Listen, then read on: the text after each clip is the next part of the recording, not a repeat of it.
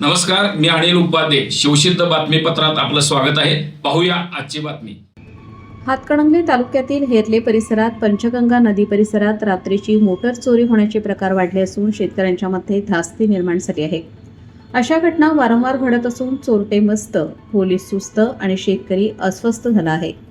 आज पहाटेच्या दरम्यान पंचगंगा सहकारी साखर कारखान्याच्या पाणीपुरवठा योजनेच्या जॅकवेलचा दरवाजा अज्ञात चोरट्यांनी उचकटून आतमध्ये प्रवेश करून 60 HP हेवी मोटर बाहेर काढून त्यातील लाखो रुपयांची तांब्याची तार चोरी केली आहे. त्याचबरोबर मोटरच्या इतर साहित्याचीही तोडफोड करण्यात आली आहे.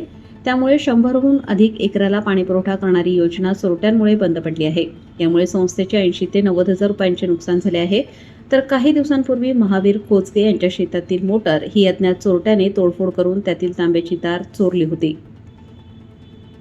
सदर शेतकऱ्यांनी हातकणंगले पोलिसांच्याकडे तक्रार दाखल करून घेण्यास हेलपाटे मारूनही पोलिसांनी तक्रार दाखल करून घेतली नाही.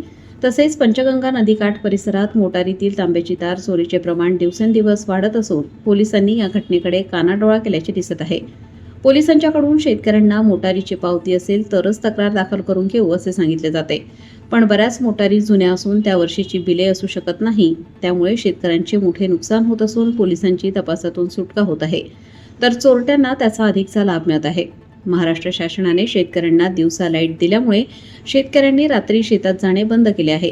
त्यामुळे चोरट्यांचे आयते फावले आहे. सोन्याचा दर गगनाला भिडला असताना सोन्यामध्ये मिक्स करण्यासाठी तांब्याची तार वापरली जाते. त्यामुळे चोरट्याने आता शेतकऱ्यांच्या मोटारींवर दरोडा टाकण्याचा प्रकार सुरू केलाय. हातकणंगले पोलीस ठाण्याच्या हद्दीत पंचगंगा नदी आणि वारणा नदीकाठ परिसरातील गावांमध्ये मोटार चोरीच्या घटनेत वाढ झाली आहे.